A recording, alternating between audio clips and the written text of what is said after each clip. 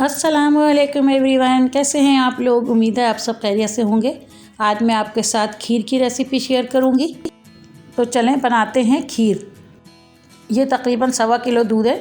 ये हमारे घरों में अक्सर जब दूध आता है तो आखिर में थोड़ा सा दूध बच जाता है, जिसके अंदर मलाई रह जाती है और वो छोटे छोटे पीसेज में हो जाती है, तो वो चाय में भी अच्छी नहीं लगती है और वो दूध पीने में भी अच्छा नहीं लगता है, क्योंकि वो मलाई के टुकड़े जो है वो मुँह में आ रहे होते हैं। और इस तरह वो मलाई वाला दूध वो हमारा आखिर में बच जाता है, तो उसे आप जमा करते जाएं, फ्रीज़र में रखते जाएं। जब वो ज़्यादा हो जाए तो फिर उसे आप खीर बना लें। बहुत ही मज़ेदार खीर बनेगी। ये बच्चों के लिए भी बेहद फ़ायदेमंद है। ये 1/4 कप बासमती राइस है। इसको मैंने अच्छी तरह से वॉश करके 2 घंटे के लिए सोक कर दिया था। इसको दूध के अंदर डाल देंगे। चावल डालने के बाद इसे अच्छी तरह से मिक्स कर देंगे। शुरू में मैं इसे फुल फ्लेम पे बनाऊंगी ताकि इसके अंदर बॉयल आ जाए।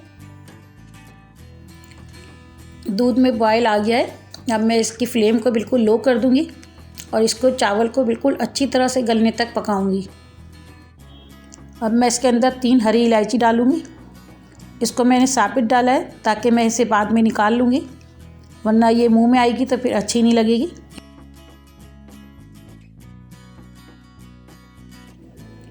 मैं इसे थोड़ी थोड़ी देर के बाद मिक्स करती रहूँगी ताकि ये अच्छी तरह से मिक्स होती जाए और नीचे से जले नहीं।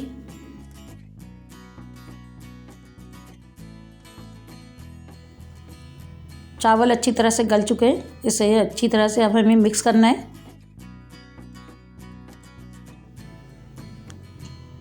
इसे हम इलेक्ट्रिक बीटर से भी कर सकते हैं या फिर हमें इसके हाथ से भी इसको बीट कर सकते हैं। दोनों तरीक़े से आप कर सकते हैं इसको। हमें इसको इतना मिक्स करना है कि सारे चावल के दाने टूट जाएं।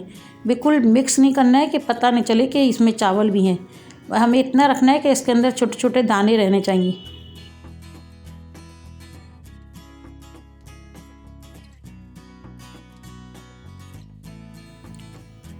चावल अच्छी तरह से मिक्स हो गए। ये आधा पाव बर्फ़ी है। मेरे पास मिठाई रखी हुई थी तो वो मैं डाल रही हूँ। आप खोया भी डाल सकते हैं इसकी जगह पे। इसको अच्छी तरह मिक्स करेंगे और इसको तकरीबन 5 मिनट तक इसको बिल्कुल लो फ्लेम पे हम पकाएंगे ताकि खोया या बर्फ़ी इसके अंदर अच्छी तरह से मिक्स हो जाए।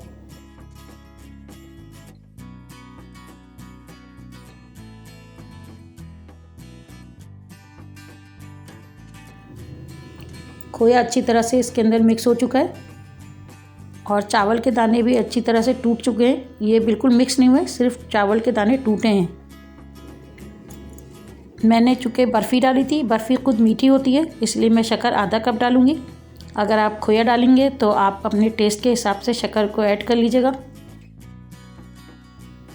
मैं इसके अंदर आधा कप चीनी डाल रही हूँ। चीनी डाल के अच्छी तरह से मिक्स कर लेंगे और इसको थोड़ी देर 5 से 7 मिनट पकने देंगे ताकि चीनी का कच्चापन ख़त्म हो जाए। तकरीबन 7 मिनट मैंने इसे लो फ्लेम पे पका लिया है। अब इसके अंदर मैं ड्राई फ्रूट डालूँगी। ड्राई फ्रूट डालने से पहले छोटी इलायची या ग्रीन इलायची जो मैंने डाली थी वो मैंने निकाल दी है।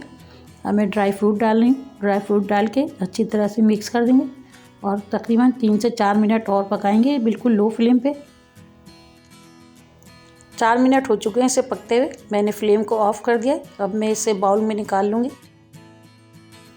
मैंने बाउल में निकाल लिया है। अब इसे मैं ड्राई फ्रूट से गार्निश कर दूँगी और इसे फ्रिज में रख दूँगी ठंडा होने के लिए। इसे आप ज़रूर ट्राई कीजिएगा, ये बहुत ही मज़ेदार बनती है। और मेरे चैनल को लाइक करें, शेयर करें और सब्सक्राइब करें। Thank you. अल्लाह हाफिज़।